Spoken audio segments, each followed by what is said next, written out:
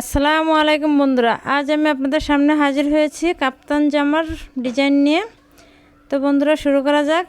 দেখুন এখানে আমি 2 গজ পরিমাণ কাপড় নিয়েছি। প্রথমে আমি কাপড়টিকে 2 ভাঁজ করে নিয়েছি। এখন আমি কাপড়টিকে 4 ভাঁজ করে নেব। দেখুন বাস পাশ আমার সামনে রেখে কিভাবে কাপড়টিকে 4 ভাঁজ করে নিচ্ছি। দেখুন কাপড়টিকে 4 ভাঁজ করে নিলাম। এখন প্রথমে লম্বার মাপটা দেখে দিচ্ছি। এখানে 2 গজ কাপড় আছে, 36 ইঞ্চি লম্বা আছে। আর সেলাই করার পরে 34 কিংবা 35 ইঞ্চির মতো থাকবে। 35 ইঞ্চির মধ্যে থাকবে, 1 ইঞ্চি সেলাইয়ের জন্য যাবে। এখন গলা লম্বাটা নিচ্ছি 5.5 ইঞ্চি পরিমাণ।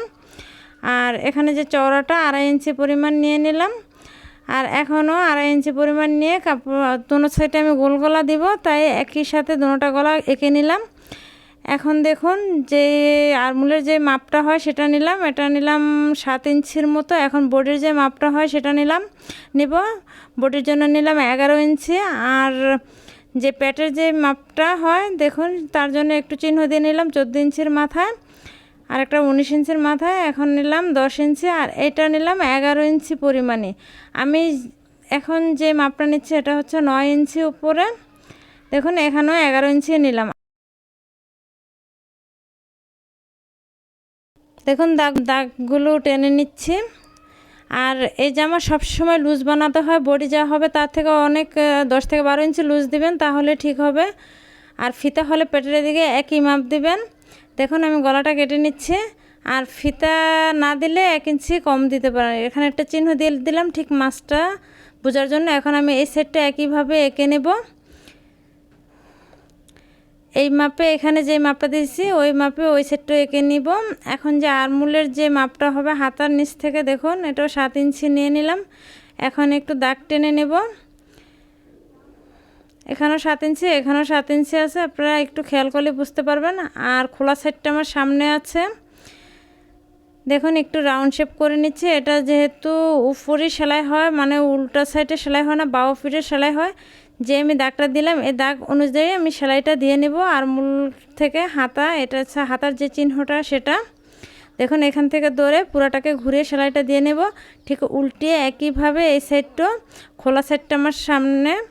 দেখুন এখানেও 7 ইঞ্চি নিয়ে নিলাম। এখন সোজা একটা দাগ টেনে পরে আরমুলের অংশটা একটু রাউন্ড শেপ করে নেব। আপনারা একটু খেয়াল করলে বুঝতে পারবেন।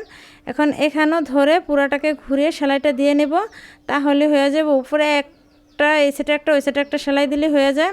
এখন গলার যে গলাটা হবে সেই গলাটা যে বাড়তি অংশটা দেব, যেটা দিয়ে উল্টে দেব, সেই গলাটার পাইপিংটা আমি প্রথমে দোনোটা মাথা, যেহেতু এখানে কাঁধের কোনো সেলাই নেই তাই এটাকে দোনো মাথা আটকিয়ে নিলাম।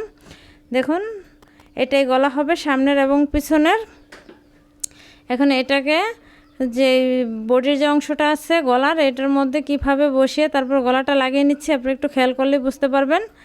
দেখুন কাঁধের যে সাইডটা আছে ওইখান থেকে ধরে পুরাটা ঘুরিয়ে সেলাইটা করে নেব। এ পর্যায়ে আপনাদের কাছে একটি রিকোয়েস্ট, আমাদের ভিডিওটি ভালো লাগলে ভিডিওটিতে একটি লাইক দিন এবং এরকম আরও নতুন নতুন ভিডিও পেতে চ্যানেলের সাথে থাকুন। চ্যানেলটিকে সাবস্ক্রাইব করে পাশে থাকা বেল বাটনে ক্লিক করে রাখুন। আর যারা অলরেডি সাবস্ক্রাইব করেছেন তাদেরকে অসংখ্য অসংখ্য ধন্যবাদ। দেখুন এখন পাইপিংটাকে একটা ঘুরিয়ে চাপ সেলাই দিয়ে নিচ্ছে। এটা ফিউজিং দিয়ে করা যায় না, এইভাবে আপনারা পাইপিং দিলে দিতে পারেন। আমি এটাকে উল্টে ভিতরে ঢুকিয়ে দিব।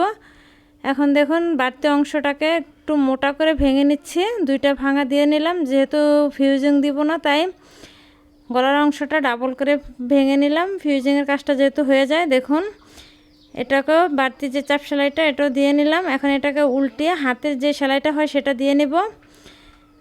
এখন যে কাপড়টাকে সোজা সাইড রেখে দাগে দাগে আমি যে দাগটা দিয়েছিলাম ওই দাগ অনুযায়ী আরমুলের অংশ থেকে হাতার অংশ থেকে ধরে পুরাটাকে ঘুরিয়ে নিচ পর্যন্ত সেলাইটা করে নেব একটা সাইড ধরে।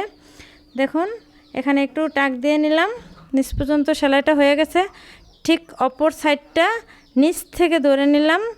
যেহেতু একই সাইডে আমি দাগটা দিয়ে নিয়েছি তাই নিচ থেকে ধরে পুরাটাকে সেই দাগে দাগে ঘুরিয়ে হাতার অংশটা পর্যন্ত আমি সেলাইটা দিয়ে নেব, তাহলে হয়ে যাবে এই সাইডটাও সেলাই করা। দেখুন হয়ে গেল এই অপর সাইডটাও সেলাই করা। আপনারা একটু মনোযোগ দিয়ে দেখলে নিজেরাই করে নিতে পারবেন। এটা খুব সহজ কাপ্তান জামা, যেটা এখন নিচের যে অংশটা আছে সেটাকে প্রথমে একটা ভাঙা দিয়ে তারপর আরেকটা ভাঙা দিয়ে সেলাইটা দোনো সাইডে করে নিলে হয়ে যাবে। এটা কোনো হাতা লাগানো বা কিছু করার কোনো দরকার নেই। দেখুন, আর বডিটা শুধু আপনারা অন্য জামার থেকে 10 থেকে 12 ইঞ্চি লুজ দিবেন, তাহলে হয়ে যাবে। আর যদি কোমরে ফিতা দেন, বডি আর কোমর একই মাপ দিবেন, তারপরে কোমরে ফিতাটা লাগিয়ে নেবেন, তাহলে হয়ে যাবে। দেখুন, দোনোটা নিচের সাইড আমি একইভাবে সেলাইটা করে নিচ্ছি। হয়ে গেল দোনোটা সাইড সেলাই করা। দেখুন, সেলাই করার পর আমাদের জামাটা কীরকম হয়েছে। তখন আমাদের সাথে থাকার জন্য ধন্যবাদ। আল্লাহ হাফেজ।